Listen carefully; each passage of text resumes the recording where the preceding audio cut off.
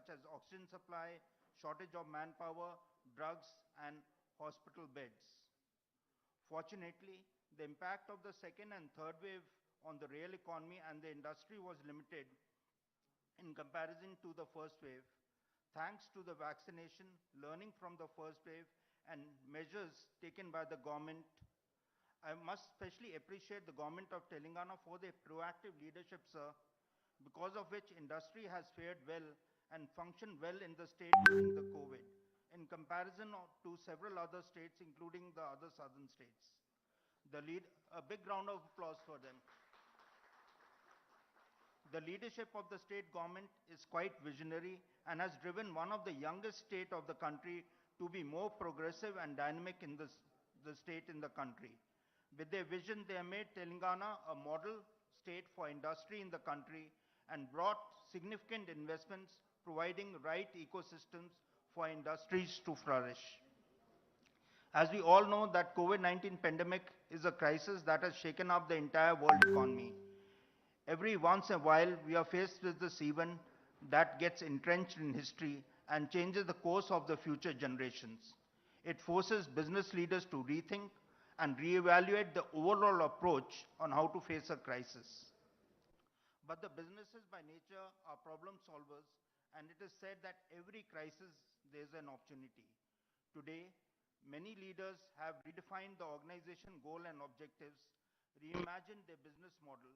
It is interesting to note that many have prioritized health and safety of employees, mobilization of their workforce, fostering engagement, and building a remote and sustainable business continuity plan.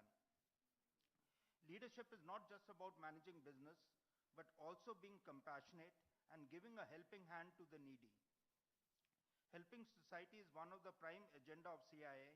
Hence, during the pandemic, CII has successfully engaged with the government and worked with members, NGOs, health workers, and some of the key stakeholders in helping the needy. Engaging and nurturing the future leaders is one of the main focus of CII. Through various initiatives, CII has been able to focus on developing the competitiveness of the industry in the state and encourage the leaders of industry in their journey, cutting across in several industrial sectors. The Leadership Summit is focusing on catalyzing change for the new India at the juncture of India at its 75th year of independence. There are multiple sessions which are going to be discussed on the role of leadership. Once among them is the leadership in rapid, unpredictable, paradoxical, and tangled world, and driving growth through competitiveness and sustainability. Senior leaders from industry from various sectors would deliberate on their journey and share their learnings in terms of leading from the front in a volatile condition and drive the organization with competitiveness and sustainability. Another interesting session is on taking the legacy forward and empowering the next generation in family business. The younger leaders need to learn a lot from the leaders who have left a legacy, and it will be an interesting session for many young leaders. There will be a round table of Consulate General on connecting Telangana to the globe, Consul General from US, British Deputy High Commissioner, France and Indonesia will be deliberating on the possible collaboration and engagement between the industry and the respective nations. There are several thought leaders who are sharing their experience. I hope there will be a lot of learning during the day. Before I conclude, I'd like to take this opportunity to let you know that CII Telangana is committed to be a partner in the growth story of Bangaru, Telangana, and we are willing to extend our full cooperation in the process of accelerating growth through competitiveness and entrepreneurship, sustainability, and inclusiveness, and catalyzing change on the new India.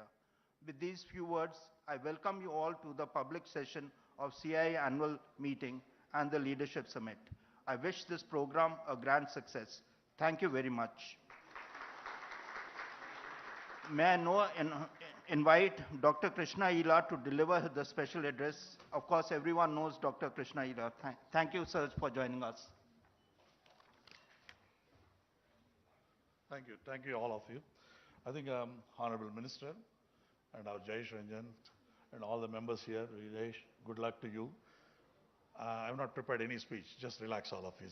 I'm not going to give you, you have a great opportunity and all that. So I'm not prepared. I always talk from my heart. So I don't prepare anything in my speeches. So I'm 67. So I don't want to live for somebody. I'll live for my heart, what it believes in it. Okay? That's important. I'll tell you, innovations happens on two things. One, startups. The second happens, not a big company cannot innovate anywhere in the world.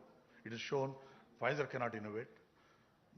No other company, GSK cannot innovate, Sanofi cannot innovate. Only some other innovation can be commercialized by big one. But no big companies will never innovate. The same way, you look at young state is always a dynamic. You are not carrying forward with a lot of legacy of the bigger problem in the state.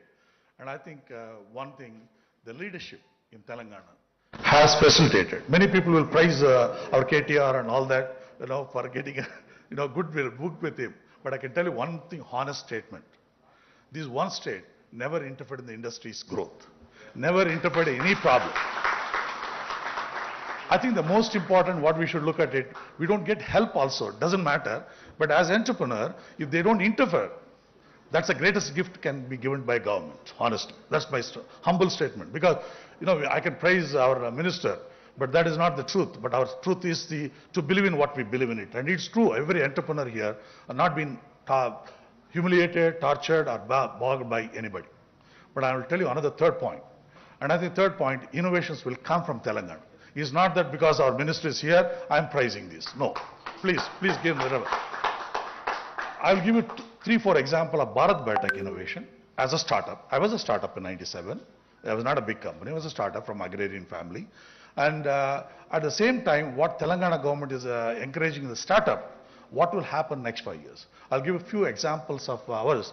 And I think first new molecule from the world, typhoid conjugate vaccine, came from Bharat Biotech and that from Telangana. Okay?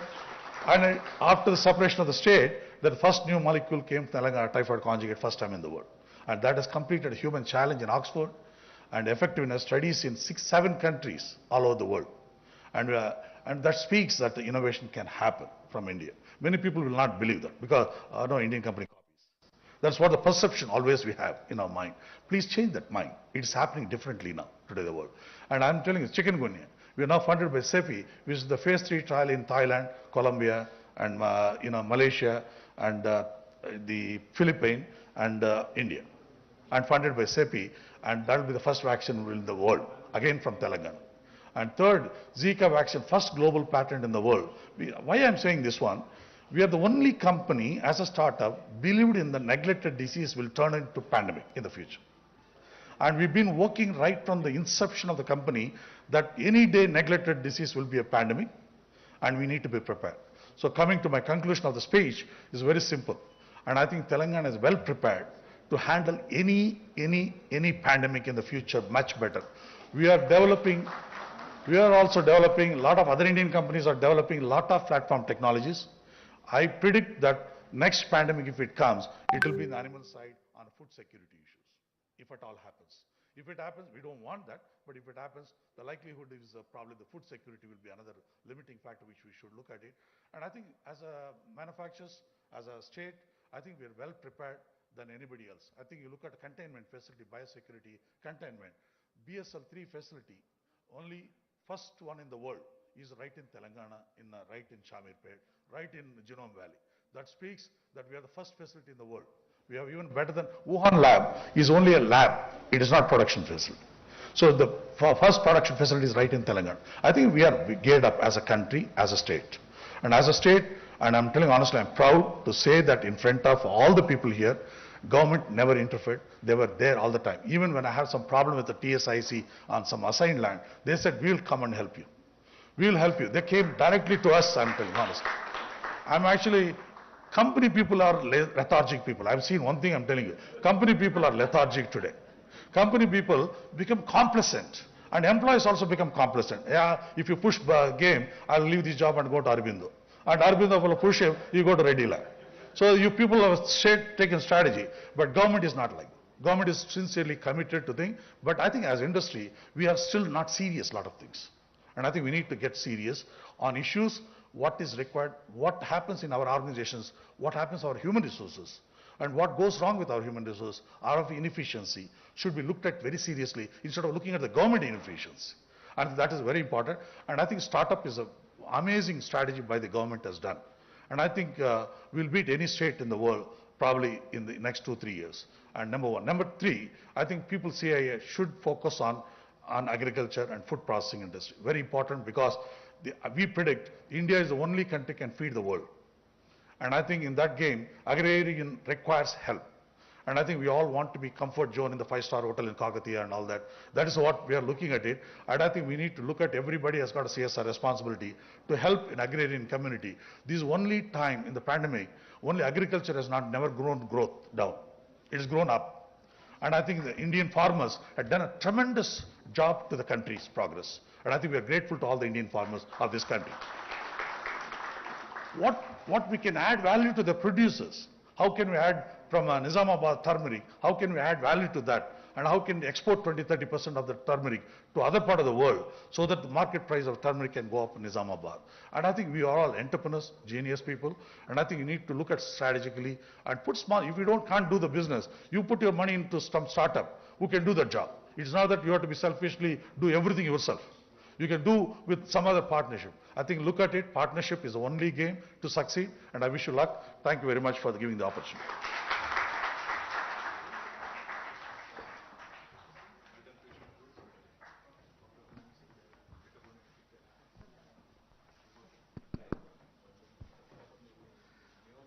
So thank you, Dr. Krishna Ila Garu, for your kind this thing. Having worked with GSK and working with CIPLA, I can fully appreciate what you have said. And we'll continue to work on agriculture, you being an agriculturist yourself. So may I now invite Mr. C.K. Ranganathan to deliver the special address. Over to you, C.K. Yeah, please. Excuse me. C.K., you are on mute. Thank you, Samir. Honorable Minister Shri K.T. Ramarao, Mr. Jayesh Ranjan, IAS, Principal Secretary, Government of Telangana, Mr. Deepak Ubagla, Dr. Krishna Ella, Samir and Vagesh. Thanks for the opportunity. We are today living in a very complex and a competitive business world. The business, if you have to look at knowledge, strategy and execution more, it is what we are living in. Whether the company in a competitive environment, who is more knowledgeable, how do you harness the knowledge to convert into brilliant strategies? It is not just strategies alone, but how do we execute those strategies? Are we able to execute it flawlessly is a very, very important thing. So if we are masters in continuously harnessing the knowledge of the company, it is not accidentally sending somebody to some seminars and so on, but a very well planned knowledge, this thing, if we can enhance the knowledge of our own team members and also create a culture where free flow of strategies, free flow of ideas are able to come and able to execute it, I think we are game. And when it comes to the kind of this thing in terms of CEO's role, very leadership, very important thing, creating a culture that is how do you make the desirable cultures which will be responsible for the company's success, not only in India but globally. That's a very, very important thing. And leadership always, I think, is a very, very important role. Is this the COVID times? It has created a lot of challenges for us. I think we have emerged far more successfully. We are at the fag end of the pandemic period. This time I would like to say that leadership is responsible for developing active foresight. How industry will evolve, how competition will evolve. I think that's a very, very important role. And if you don't simulate that, and we will be caught by surprises. And that's a very, very active role leadership need to play. And also an important role, very successful organization across the world. The middle and junior management run the day-to-day, and top management, the leadership players, are mostly looking at only spend about 25 to 30% of their time in running day to day, or enhancing, facilitating, or solving problems of the day to day to achieve these short term goals. And they are actively, they most of the time, 70% of the time is spent in inventing the future. How do you invent the future? It is how you kind of this thing is able to prepare and invest time in creating a future, a clear plan, coming out with brilliant ideas. These are areas in terms of leadership need to focus. And while I was talking about culture, adaptability is a very, very important thing. How do we adapt in a continuously, in a very evolving, a very dynamic world? The challenges are many. I can say the way the digital challenges now, and if you don't embrace the digital technologies, you will be extinct. And that's very, very important. But many companies are thinking that, okay, slowly it'll happen. But the competition is going to eat you away just like that. What was thought a digital technologies used to be an enabler, it's now a very core of a competitive edge. And that I think it's important that the leadership focuses on that. Being agile and nimble is a very important ask. And that is also, I think, would go a long, long way. I think we as leadership at the helm of affairs can constantly look forward to being very, very competitive and take India to the next level. I think we are very capable and we can do things. Last but not the least, I would like to also join Dr. Krishna in complimenting Telangana government. Our minister, honorable minister, we would like to say, because we are seeing across southern states and across India, Telangana is the one where least disturbances, lockdowns and other things, less restrictions, and most of the day, most productive days have come from Telangana government, and the industry is extremely happy. And thank you very much for that, Minister. Thanks a lot. So I conclude my speech. Thanks. Yeah, thank you, Siken, for your address and taking us through several aspects of leadership in this VUCA world. You absolutely said it right. Organizations have to change, and digitalization, sustainability, and being agile and nimble is the forefront. And you, as a leader for the industry, has shown the path to us. I would now request my good friend, Mr. Deepak Bagla, who joined us virtually to deliver his address. Deepak, over to you. Thank you. Thank you, Samir. Morning, Mr. Minister. As you know, it's no longer a surprise that you have admirers and fans, not just in Invest India, but I guess across the entire global investing community. And I must really, completely, you really make us proud. And the man sitting on your right is an absolute, Jayesh is right there, he's a Pied Piper. Mr. Minister, whenever we have an investor and we send him a message at any point of time, you know, the kind of response we get, it is right there and immediate. And that sort of explains the leadership, the culture which you've set, and more importantly, the points of success which we are seeing already from one of the youngest states in the country. I must thank Mr. Ranganathan. I think the leadership point you picked up, Mr. Ranganathan, very critical. And we are seeing that. The leadership which we are seeing in the state is the cause of the success, and I'll speak a little about that. And Dr. Ella, thank you very much for the points you rose about innovation, about the global position of India, and especially so in the midst of this unprecedented lockdown. But I must say one thing. I actually believe that the role of the government can be that of a very strong enabler. It's not that the government doesn't have a role where it comes to industrial growth. And that's where you've seen the example of what is happening in your state, the leadership, the success points which has happened. More importantly, even if you look at it, I think today the case study of startups is now being looked as a case study across business schools in the world on how efficient, impactful policy making together with stakeholders can actually create magic.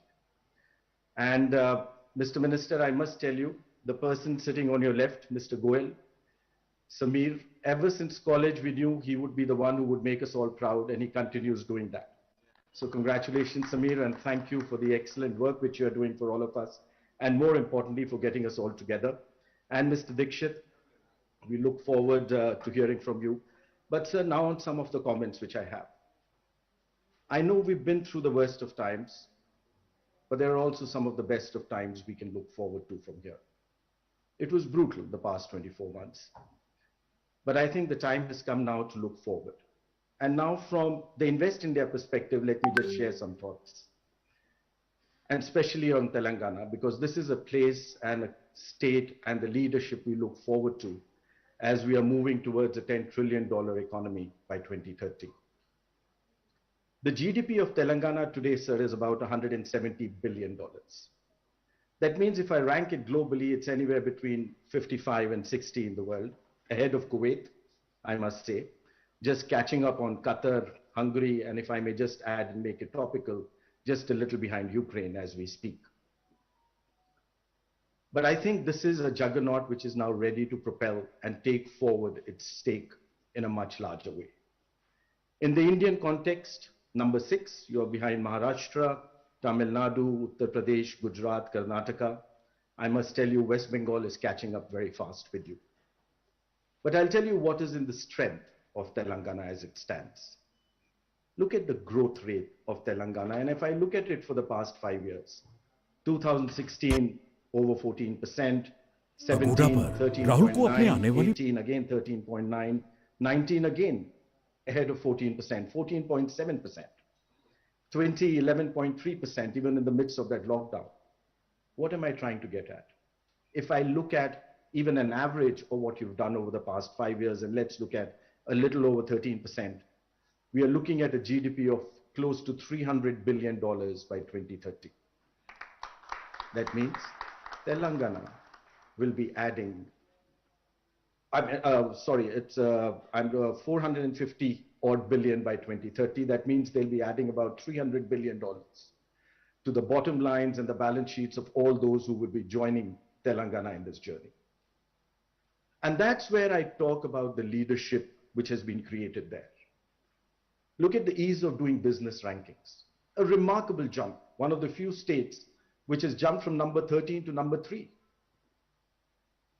And that explains the focus of the leadership to make that investor journey easier. In fact, and this is where I often tell Jayesh, and I compliment you, Mr. Minister, and your entire team, you have one of the most effective single windows in the country. When we were trying to create the national single window, which you know we launched just a couple of months ago, and CII has been helping us immensely in trying to get it going, we had some of our learnings from your single window. And hopefully, if very soon we can bring the national single window to the same level of efficiency as you have with you and pick up some of those points, I think India will be a completely new destination where the global investor community is going to be looking at it. So I really have to compliment the kind of efforts and initiatives which have already happened in Telangana. And we are seeing the results. I mean, be it auto companies, be it chemical companies, across the entire spectrum. Let me just give you a quick example. 30th March 2021, even in the midst of the most unprecedented lockdown in human history, we closed with an FDI of over $80 billion, the highest ever FDI we've got in our history. But what's interesting is, our FDI went up by over 10% at a time when global FDI decreased by over 35%. In fact, we were one of the few countries, probably the only one of the top 2 or 3, which moved its ranking from number 8 to number 5. But more interestingly, and by the way, most of this FDI came in the open route, which sort of explains that we are one of the most open economies on the planet. But Minister, what is very interesting of this time we got our FDI from 89 countries of the world.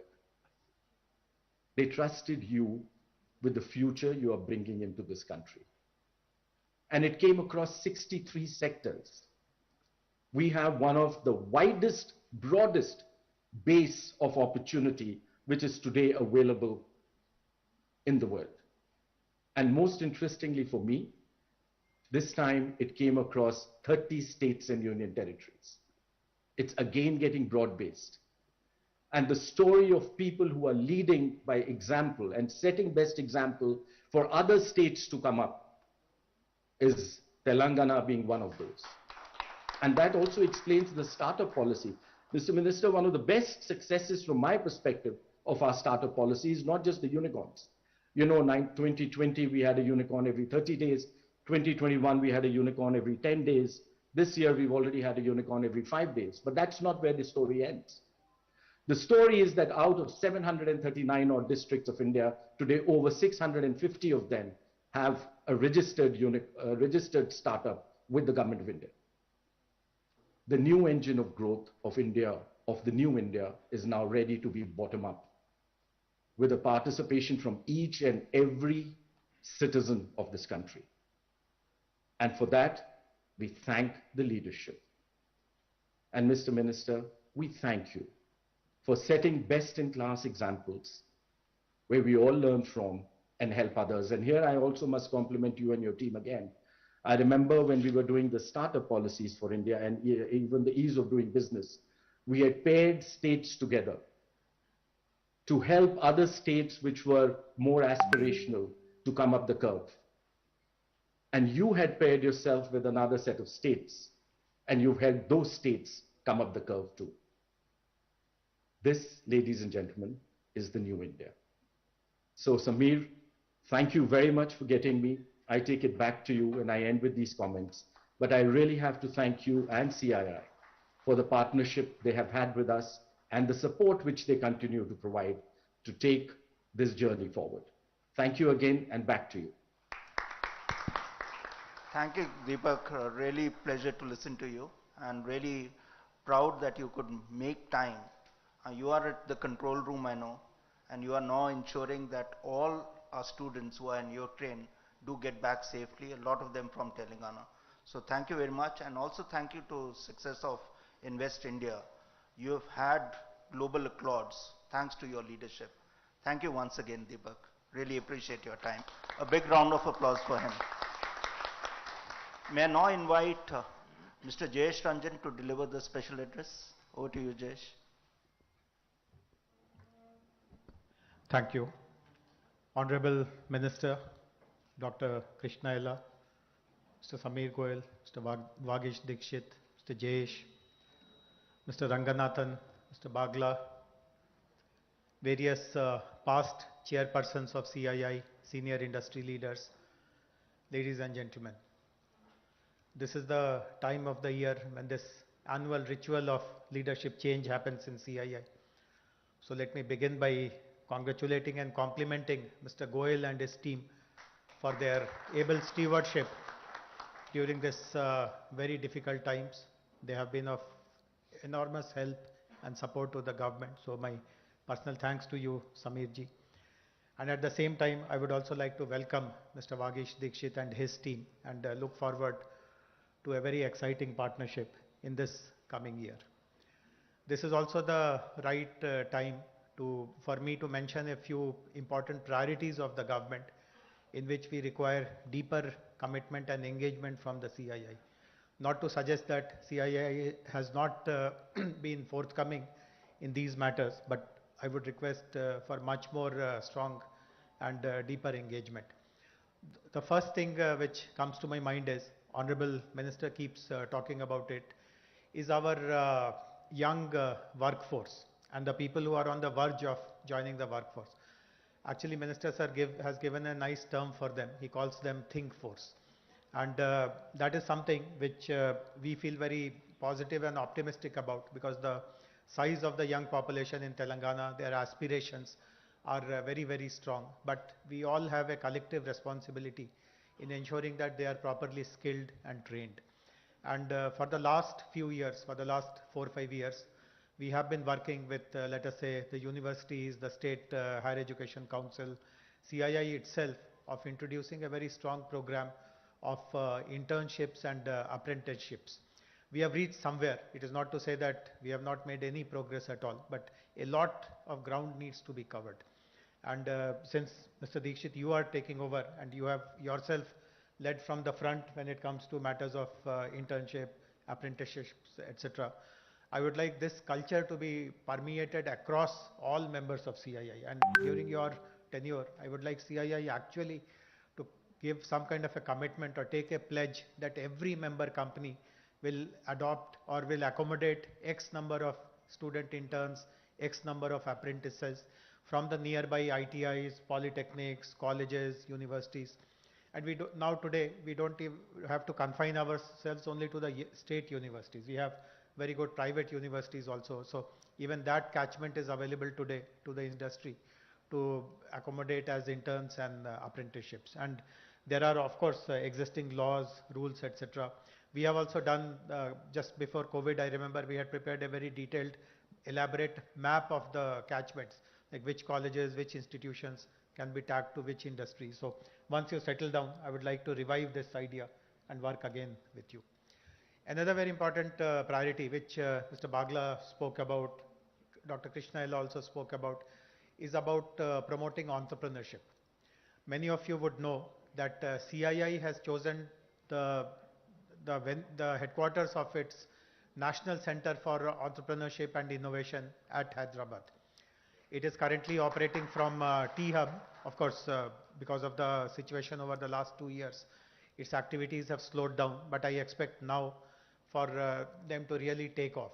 And Mr. Chris Gopalakrishnan, who was instrumental in getting that center to Hyderabad, in fact, he was sharing that there was tremendous pressure on him to start that center in Bangalore.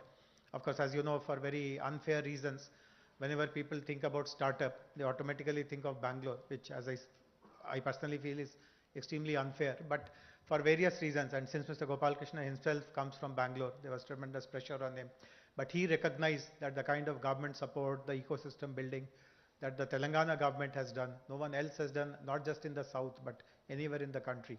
And that is something which Mr. Bagla was also mentioning. He was appreciating the fact that way back in 2016, we came up with a very progressive policy on promoting entrepreneurship, promoting innovation. So the whole purpose of, the whole objective of that CII center is to ensure that every member company adopts some startups and basically provide them that corporate connect, which is very important in validating their idea, which is important in scaling up. Maybe some kind of seed funding also can be made available from the corporate. So that is how the center has been set up. Of course, it is a national center. It's just a coincidence that it is headquartered in Hyderabad. But I remember when we were having early discussions with the CII national team led by Mr. Gopalakrishna, I had assured him, I told him that corporates in Telangana will be in the forefront. Your vision of all CII members across the country working with startups definitely is a very ambitious vision, but we will be the first in Telangana to make it happen. So I would again request that at least all the corporate members, and this is regardless of size. I know that there are many mid-scale companies, small companies also who are members of CII. There are many service companies also who are members of CII. It is regardless of size. Size has no relevance at all when it comes to supporting startups. And it is not that funds are the only way in which you can support. In fact, your leadership can spend time with them, mentor them, give them ideas about how to scale up, how to get connected to market, how to get into a network. So multiple ways in which startups can be supported. And this is again something which I would request you to really fast track in this coming year.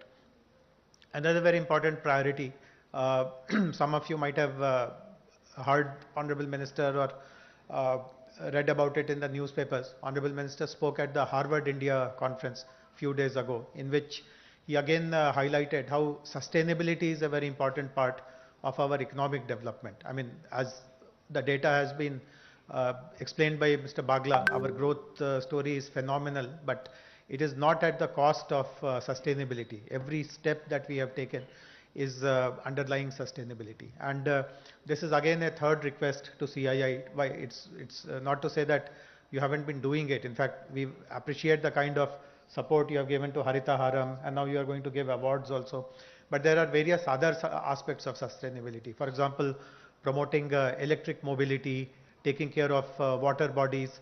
I see Mr. Rajanna here in the audience. In fact, many NASCOM and HYCIA companies have actually gone ahead and adopted water bodies. They have adopted lakes.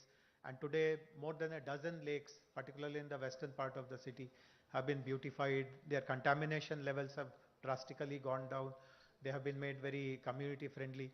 But we have not seen too many industries, non-IT companies, taking up these kind of programs. So I would request other CII members also to take up very important sustainability goals that the government has. So apart from the regular support to businesses, to supply chains, to logistics, to MSMEs, which is business as usual for us. We will always be working with CII on all those fronts. But these three important priorities, in my opinion, are foundational. These are fundamental to provide good skills and training to our young workforce, to ensure that entrepreneurs get much more opportunities in Telangana, and to partner with us on all our sustainability agenda. So once again, good wishes to you, Mr. Dikshit, and all the CII members.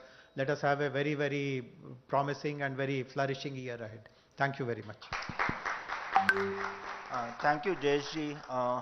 Let me just put on behalf, you have been the one point contact for the industry, and really a big round of applause for him, and whatever he says, he makes it happen. Thank you very much. May I now invite CII colleague Satya Aruna to take over, please, for the awards. Thank you, Chairman. Honorable Minister, Telangana to Harita Haram is one of the excellent initiatives of Government of Telangana, which has paid rich dividends. CII. Congratulations to all the awardees. Please continue to do the good work. Now it's my honor and privilege to invite our beloved and honorable Minister, Shri KTR Rama Garu, to deliver the address. Over to you, sir. Thank you.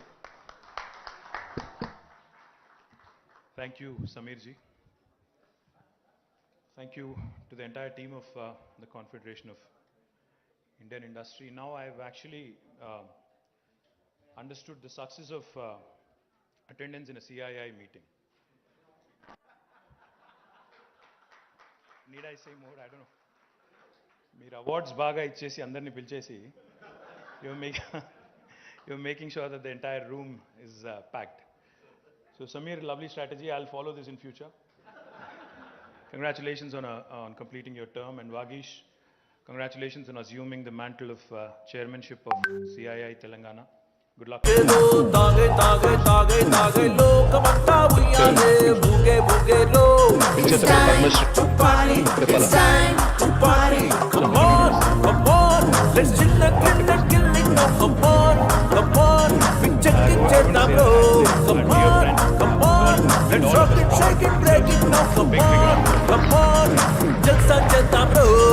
Krishna, I don't think there's a single person in this room who's not thought of you in the last few years at some point of time.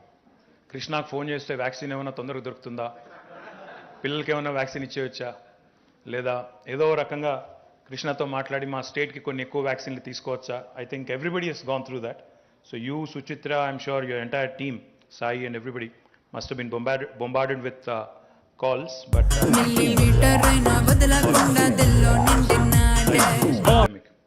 Deepak ji, thank you for staying on. मुझे लगा कि government of India बोलता है निकल जाता है, but आप यहाँ पे हैं. आप तो हमारे दोस्त हो, इसीलिए बहुत सारे अच्छे अच्छे शब्द आपने कहा, बहुत तारीफ आपने की. बहुत बहुत धन्यवाद, आपका बहुत बहुत आभारी हूँ, और उम्मीद करता हूँ कि आपका सपोर्ट ऐसे ही रहेगा और आगे जाकर भी आपका सहयोग ऐसे ही मिलता रहेगा. Mr. Ranganathan, and thank you, sir, for also staying on, the Southern Region's chairman.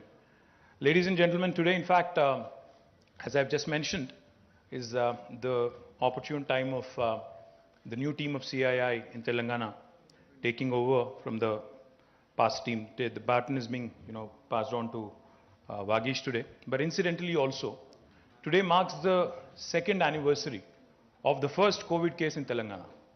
Exactly on the 2nd of March in 2020, we had the first case in Telangana.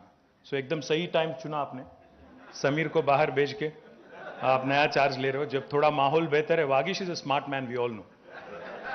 इसलिए जो बुरा वक्त था, थोड़ा मुश्किल वक्त था, तो समीर को दे दिया. Because Sameer is related to Piyush Goyal, as you know. Sameer Goyal is related to Piyush Goyal. इसीलिए एक साल पूरा उनको दे दिया. अभी थोड़ा बेहतर हो गया तो वागिश आ गया आगे. And one thing I would like to say before in fact, I was just debating, because I have this written speech, but then I saw Krishna speaking. He said, I speak from the heart, and I'm not going to stick to my written speech, etc. So I'm also inspired. Krishna, I'm taking a leaf out of your book. I'm also going to be talking, possibly without looking at the paper. The theme of today's event is India at 75 and catalyzing change for new India. Because India, after independence, will be 75, I think in August this year. 47 is the independence, so 2022, 75 years. So I think one of the things I would like to start off by mentioning is about, क्योंकि हम लोग अभी startups के बारे में बहुत सुनते हैं, स्टार्टअप्स के बगैर आजकल तो एक न्यूज़पेपर में एक दिन भी कोई ना कोई आर्टिकल तो छापता ही है हर दिन. Every day there is a news about some startup becoming a sunicorn or unicorn or decacorn or whatever other corns there are, sweet corns, I don't know.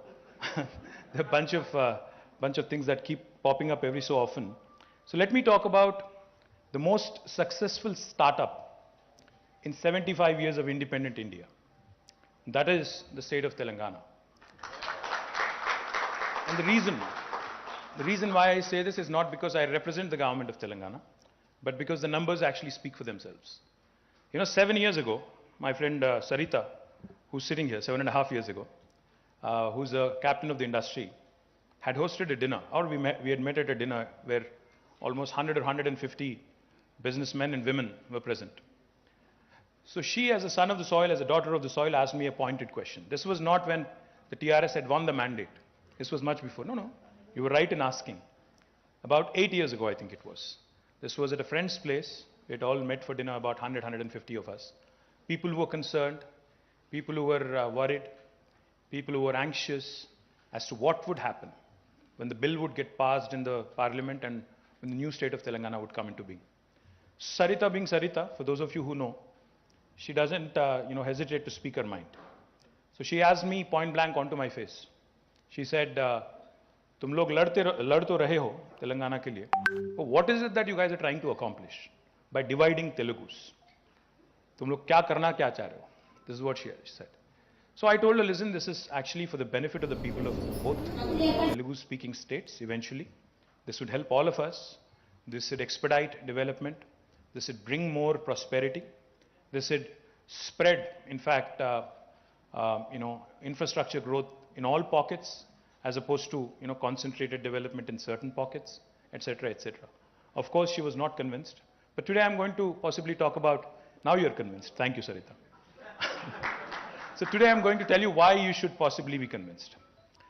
In exactly 7.5 years in Telangana, when we started our journey, I'll just give you 3 numbers. The first thing is our per capita income. When we started our journey in 2014 in June, 2nd of June 2014, the per capita income of the state of Telangana was 1,24,000 rupees. And today, 7.5 years later, and this is not me, these numbers are not mine. These numbers are of the Ministry of Statistics and Program Implementation, Government of India. According to them, the per capita income of Telangana today is 2,78,000 rupees. A growth of 125% from 1,24,000 to 2,78,000 rupees. And the other number I'll share with you. The GSDP, the size of the GSDP, the gross state domestic product, back in 2014 June, was 5 lakh crores, Telangana, 4.9 lakh crores to be precise. And today, again, according to Government of India statistics, the current GSDP size of the state of Telangana is 11.54 lakh crores, 130% growth. This goes to show you how the state has been able to do exceedingly well in terms of all indicators. The other interesting statistic I would like to put forward, and I have to correct Mr. Bagla here. Mr. Bagla said, Deepak ji, आपने कहा कि हम लोग छठे हैं rank में, contribution towards Indian economy. Sir, RBI would like to differ, not me. The Reserve Bank of India has released a report, a book of statistics in October 2021, and they have clearly stated that Telangana is the 4th largest contributor to Indian economy. We are 11th largest in terms of geographical size. We are 12th largest in terms of population economy, but we are the 4th largest in terms of contribution. Ahead of us are 3 very large states: West Bengal, Karnataka, and I think Maharashtra. So I would like to correct you there, sir. And this is not me again, Reserve Bank of India. In fact, just to put things in perspective, our population in India as a state is 2.5%. But our contribution to GDP of India is 5%. So that is literally Telangana punching above its weight. Double the size, in fact. So that goes to show you why I call Telangana the most successful startup of independent India. Our Honorable Chief Minister, in fact, is a firm believer, Shri KTR Garu is a firm believer in getting the basics right, in getting the fundamentals right. While, it's easy to talk about emerging technologies, it's fanciful to talk about all the cool things that are happening all over the world, the hyperloops and other things of the world. It's easy, it's all nice talk, but I think a country like India, which is still a developing nation, should get its basics sorted. So therefore, when we started our journey, we went with the 3I mantra: innovation, infrastructure, inclusive growth. That's exactly what we focused on in the last 7.5 years. Now, what do I mean by innovation? Innovation in today's world is often misconstrued as being, disruption in the technology area, startups, etc., etc. But innovation can happen on many, many fronts. I was amused to hear Krishna when he said big companies cannot innovate. I beg to differ, Krishna.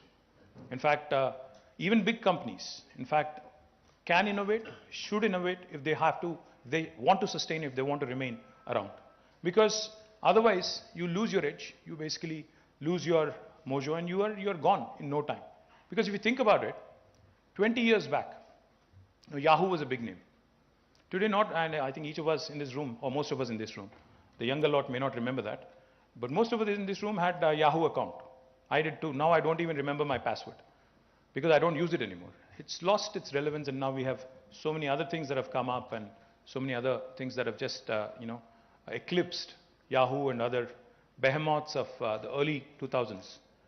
That's the point I'm trying to make. Unless you reinvent yourself, unless you rediscover yourself, unless you reorient yourself to the changing times, changing demands, changing markets, any big company would not survive. The fact that GSK, the fact that all the big companies of the world still continue to be relevant in spite of the onslaught from Krishna Ella and his team means that they are doing something right. If not everything, they must be doing something right.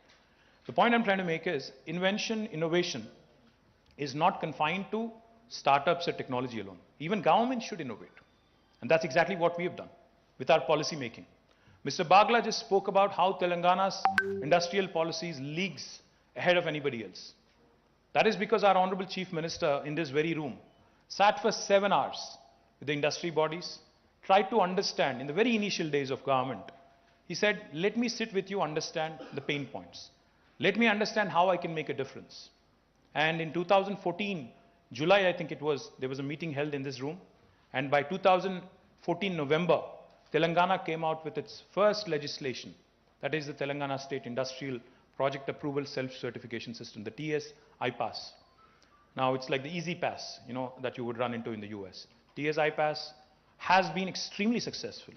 And in case you're wondering, how do you say something successful?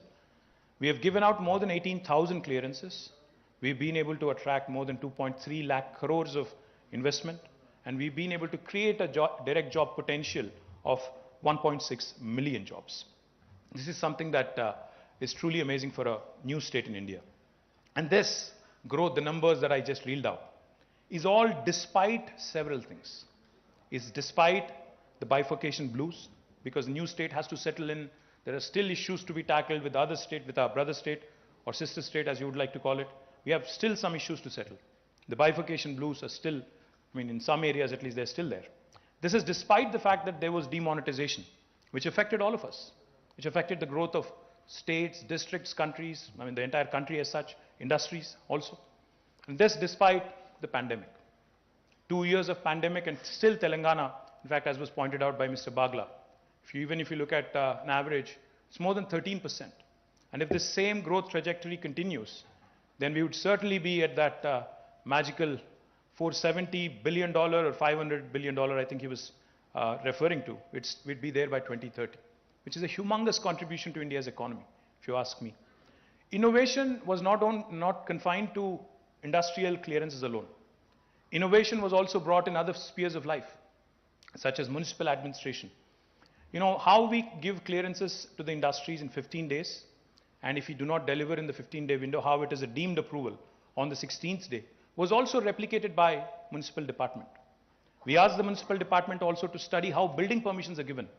So today in Telangana, I proudly say as Minister for Urban Development, we are the only state which can promise clearances in 21 days for any layout or a building approval.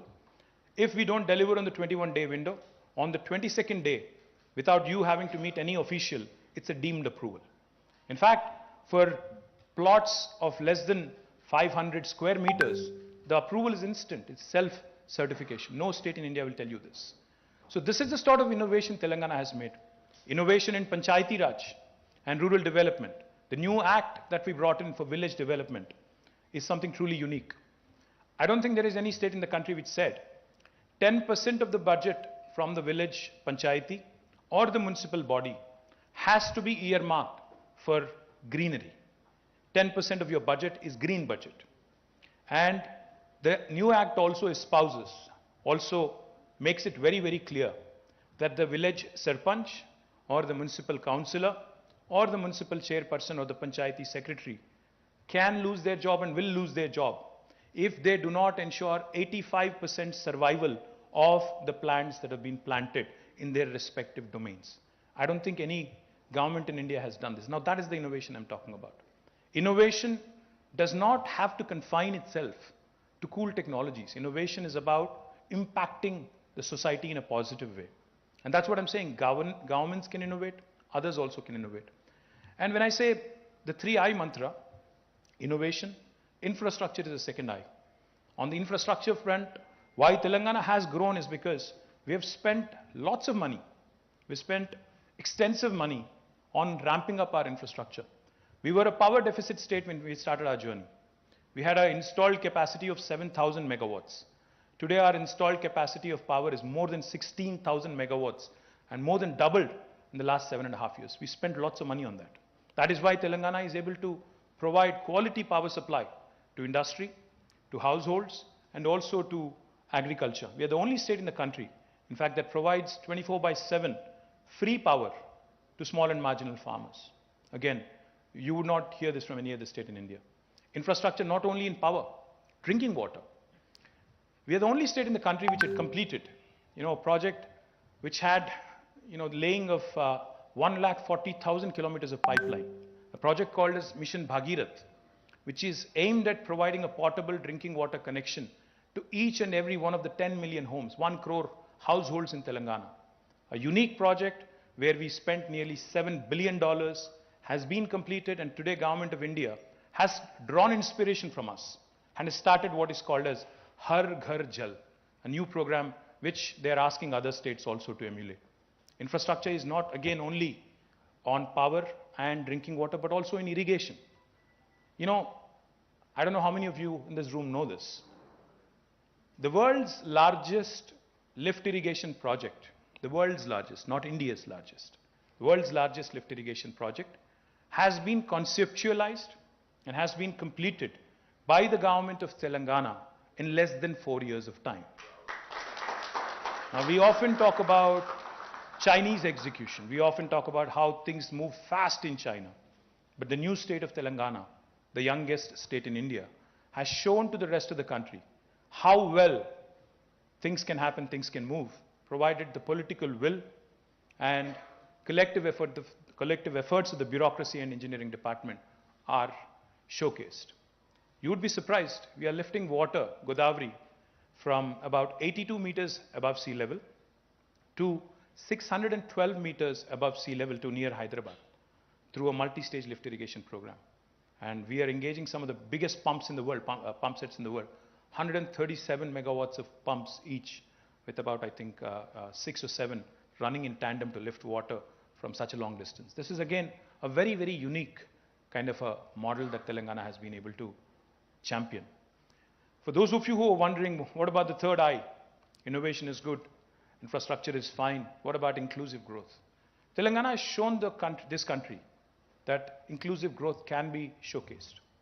While we focused on industrial growth, we did not let down our agriculture potential. Today, I'm proud to share with you, agriculture's contribution to the GSDP back in 2013 was 16%.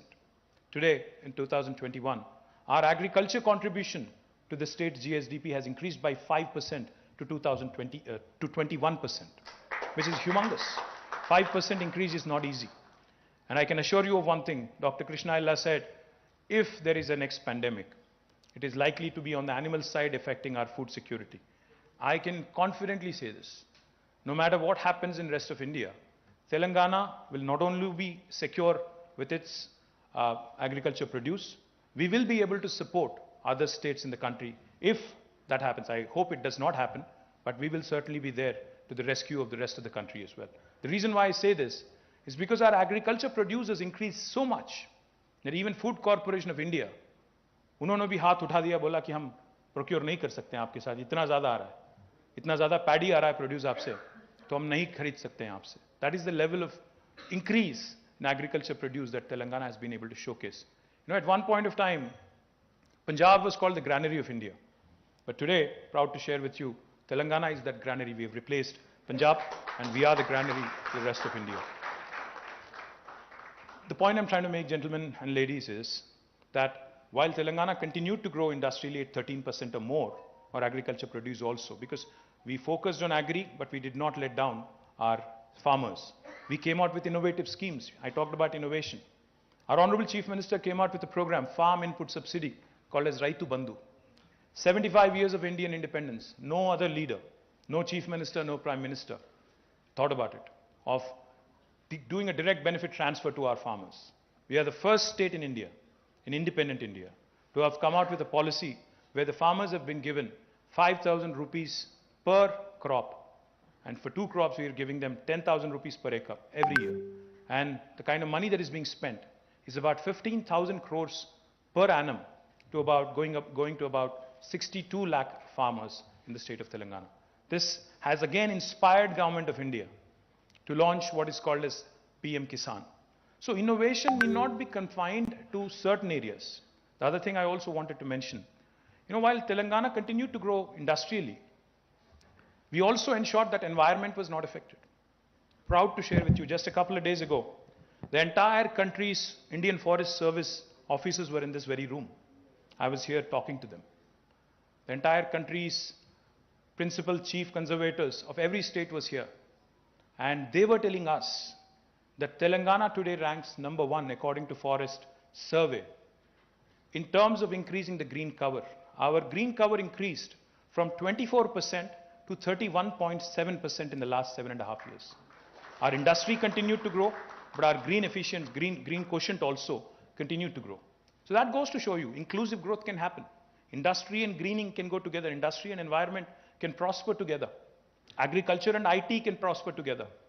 Aerospace and also other sectors, social welfare, can also travel together, and we can continue to do a fine balancing act. And that is where Telangana sets a benchmark and sets an example for the rest of the country. Now, I can go on about Telangana. You know, it's my fiduciary responsibility. I do believe that the country has to do well. We also have to look at what else needs to be done in the rest of the country. One of the things, and please don't think I'm being critical, Mr. Bagla, but I would like to point out certain things because प्रधानमंत्री जी ने बुलाया था एक meeting 2019 में, जून में, और उन्होंने बहुत सारे पॉलिटिकल पार्टीज को बुलाया जिसमें मैं भी गया था एज अ पार्टी प्रेसिडेंट. तो वहाँ पे जाने के बाद उन्होंने पूछा, आज़ादी का 75 साल होने वाला है और बापू का 150th एनिवर्सरी भी आ रहा है, तो एक नया भारत खड़े करने के लिए क्या करना चाहिए. तो मैंने यही चीज़ बताया उनको. मैं वही चीज़ आपके सामने भी दोहराना चाहता हूँ, वही चीज़ मैं रिपीट करना चाहता हूँ. तो मैंने कहा उस दिन उनसे कि India needs to think on scale. India cannot be thinking still as a developing country. The one point I'd like to make on this. For those of you who know, you would appreciate it. For those of you who do not, I would request you to think about it. In 1987, India and China, the country who we'd love talking about, India and China, our GDPs were similar in 1987. This is not so long ago, only 35 years ago. But today, 35 years later, our GDP is 2.4 trillion. Correct me if I'm wrong, Mr. Bagla, but I think it's at about 2.4, 2.5 trillion. And China is $16 trillion. They're more than 5 times bigger, 5.78 I think it is. What happened? How did they surge ahead? Why are we left behind? Similar countries, similar size, geographically, population-wise, thoda idhar udhar, but we're almost there. How come they are at 16 trillion? We are at 2.4, 2.5 trillion. What happened? I think we need to ask ourselves a few questions. We keep reading news and I'm thrilled. Mr. Bagla said, we've been able to attract investments, a lot of FDI into the country, 30 states and union territories, diversified, have received investments, have received FDI. Yes, we are growing without a question. We are looking good, but are we doing enough to compete with a country like China? I don't think so. The reason why I say this is, when the pandemic hit us, you can ask Krishna, you can ask any of the biotech captains, you can ask the vaccine makers, you can ask the pharmaceutical companies, who were we dependent on for APIs?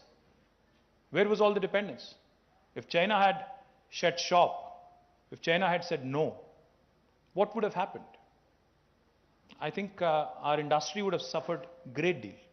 Today, we see news every single day. Automakers are not able to produce to demand. Maruti, Suzuki has scaled down, Toyota has scaled down, many other car makers and automakers have scaled down. Why? Because of shortage of chips. 75 years. While a small country like Taiwan is able to create multiple fabs, while a small country like Singapore is able to create multiple fabs, a large country like India, one of the largest economies of the world, how come we were not able to create a fab of our own? How come we are dependent on Taiwan and Singapore and others for chips 75 years after? How come we couldn't actually do much on that account in spite of several attempts that have been made? I know there is an attempt being made even now as we speak. Some PLI scheme, $10 billion of commitment, etc. I'm not trying to be negative. I'm not trying to be critical. I'm just trying to point out to statistics. One of the largest employers of this country, especially for blue-collar workers, is textile industry. Today, China produces nearly 34 to 40% of world textiles. Next time you are buying a shirt at Van Heusen or Allen Solly or some other place, there's a 40% chance that it could have been made in China. There is an 8% chance it could have been made in Bangladesh. There's a 7% chance it could have been made in Sri Lanka. What are the chances that it could have been made in India? A 4% chance. We only account to 4% of textile and apparel production of the world. With such a large think force, such a large workforce, and a sector that has the potential to employ millions of people, why are we lagging behind Bangladesh and Sri Lanka? Question that we need to ask ourselves. Can we not have these centers through a textile policy, apparel policy, have centers running in the tier 2, tier 3 towns or even smaller towns in the hinterland? Can we not have them in Uttar Pradesh, Madhya Pradesh, Bihar, and all these states that continue to hold us back in terms of our growth? Today, I proudly say my state is doing well. But I also feel, as an Indian, I feel sad when I look at Uttar Pradesh. They're lagging behind. There are 22 crore people in Uttar Pradesh. What is their contribution to GDP? 15%. We have 4 crore, we contribute 5%. Uttar Pradesh is 22 crore, they contribute 15%. Why? Because of our strategic inability to come out with innovations, our strategic inability to actually rethink our own selves. When the pandemic hit us back in 2020, April, we had a meeting of all the medical device manufacturers in Hyderabad. I had a very interesting conversation. Mr. Piyush Goyal was there, and this was a closed-door meeting. मसला था, बहुत बड़ा समस्या था. हर कोई PPE चाहता था. Because Corona had just hit us, we don't know what hit us, and everybody was worried. The staff was worried, the medical fraternity was worried. The doctors, the nurses, they were not wanting to go to a Corona patient without a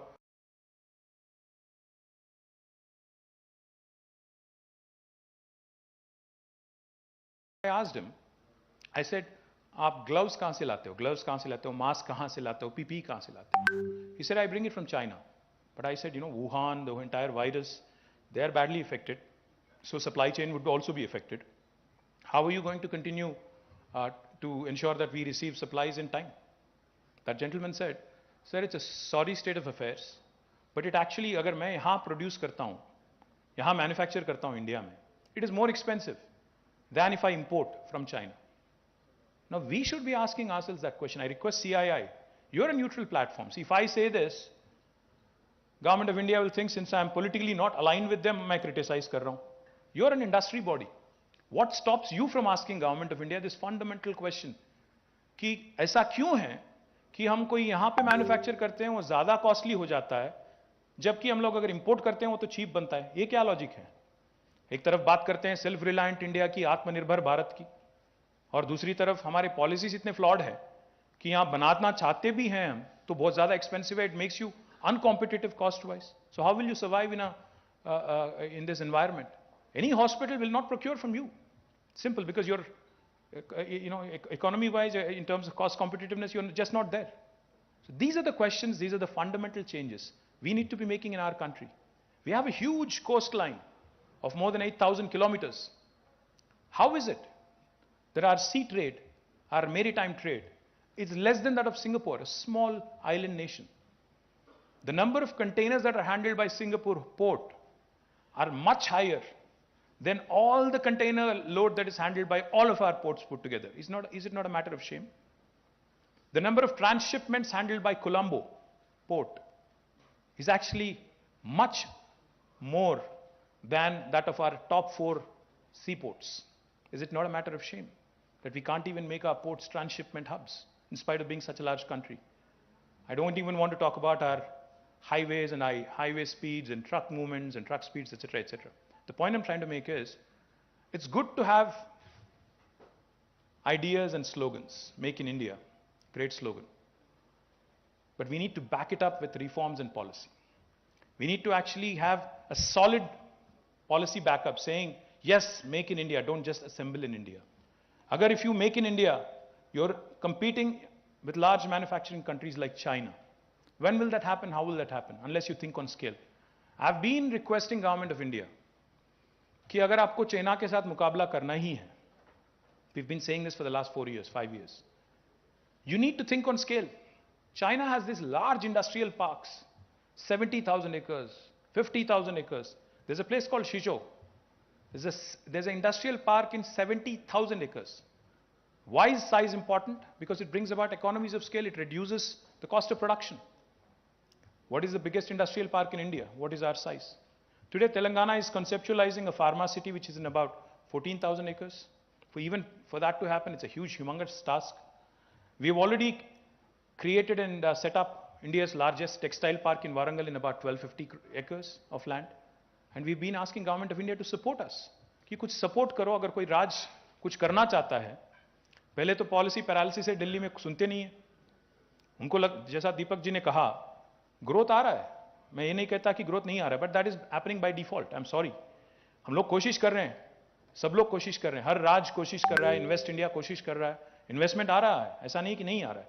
but जितना आना चाहिए, जितना होना चाहिए, उतना नहीं हो रहा है. जितना तेजी से पॉलिसी बनना चाहिए, वो नहीं हो रहा है. And I'm sorry to say this, but it is a fact. We talk about so many other things. Self-reliance, self-reliant India. Good. But what is stopping us? See, today we are in the middle of a war. We're witnessing a war. Russia and Ukraine.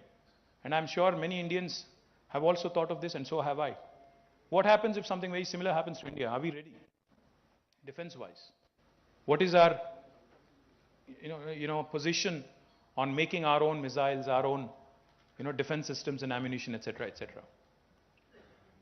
There was a time about 2 years ago when Government of India was conceptualizing what is called as a defense industrial production corridor.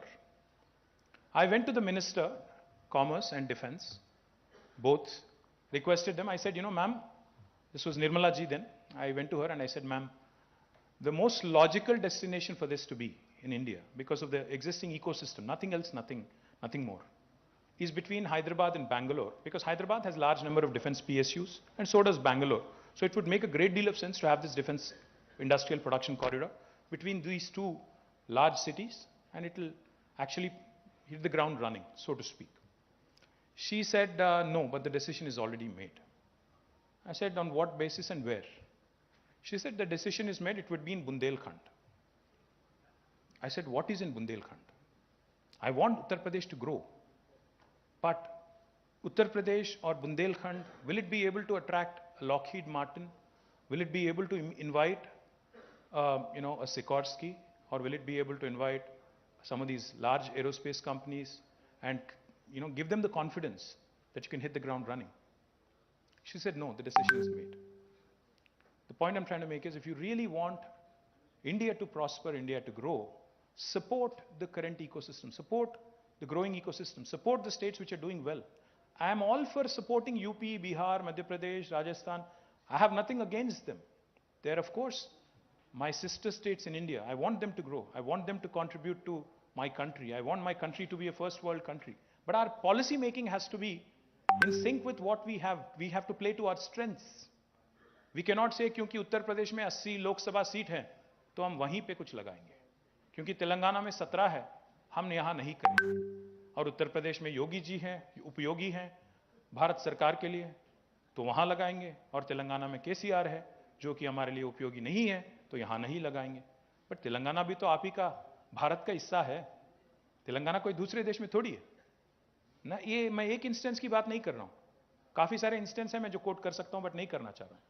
I would also let you know, Mr. Bagla, that the whole Atmanirbhar Bharat package, that 20 lakh crore economic stimulus, अभी जितने मेरे सामने यहाँ पे बहुत सारे business leaders बैठे हुए हैं, मैं बहुत कॉन्फिडेंटली कह सकता हूँ मिस्टर बागला कि 20 लाख करोड़ की जो इकोनॉमिक स्टिमुलस की बात की गई, it has been a huge disappointment, sir. I'm sorry to say this, but it has not worked. It has not helped our MSMEs. Lakhs of MSMEs have shut shop in the last couple of years.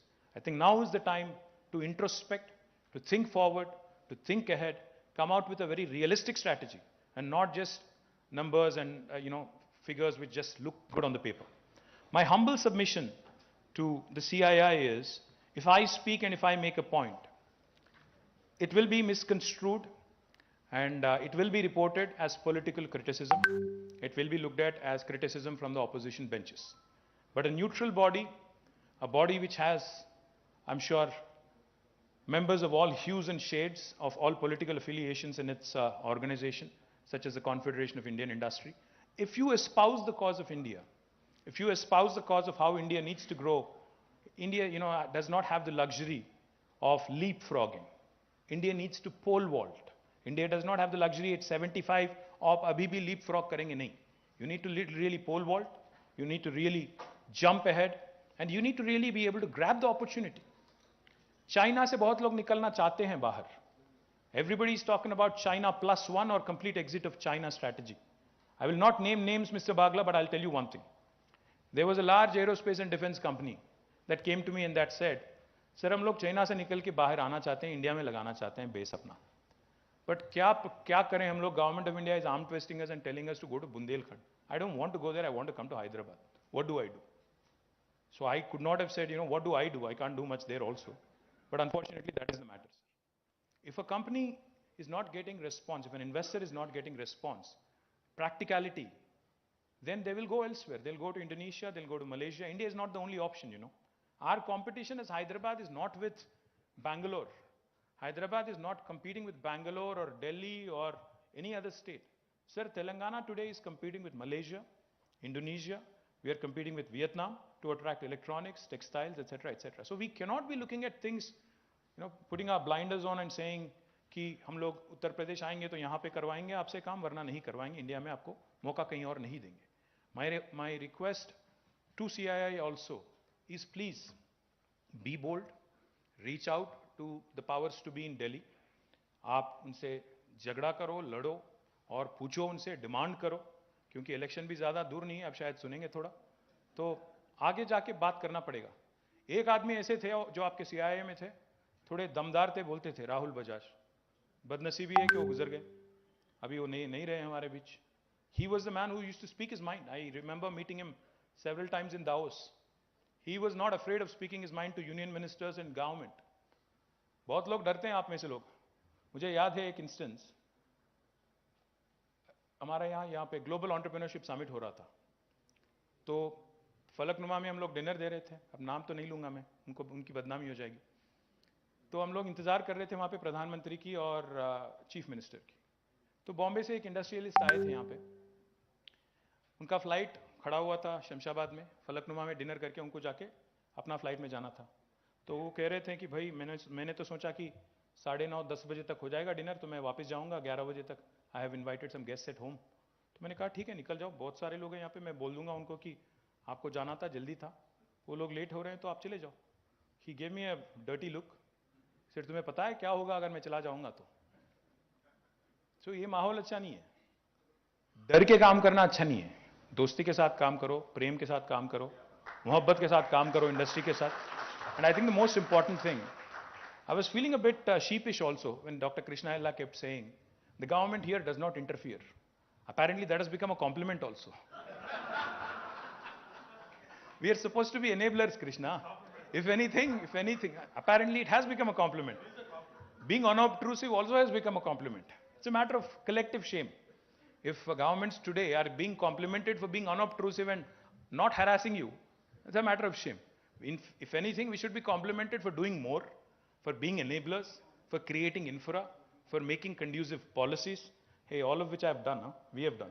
So please also compliment us for that. And more importantly, for being unobtrusive and not being in your hair and, poking our nose where it does not belong. So I request the new incoming team of Vagish Dikshit from CII Telangana. You will please lead your southern chapter, the rest of the country. You please go meet Mr. Bagla on the practicality of my suggestions, on any input that may or may not, be taken seriously by coming from me, but I think it will be taken far more seriously if it comes from CII. So good luck to the entire Confederation of Indian Industry, particularly to the chapter of Telangana. Thank you one and all.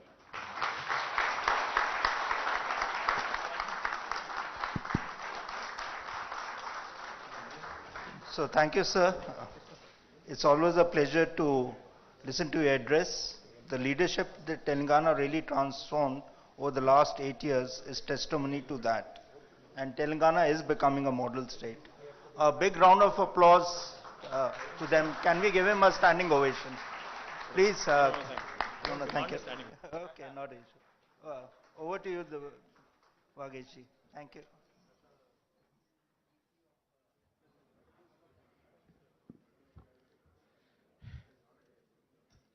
Honorable and our beloved Minister, Shri KT Ramarao Garu,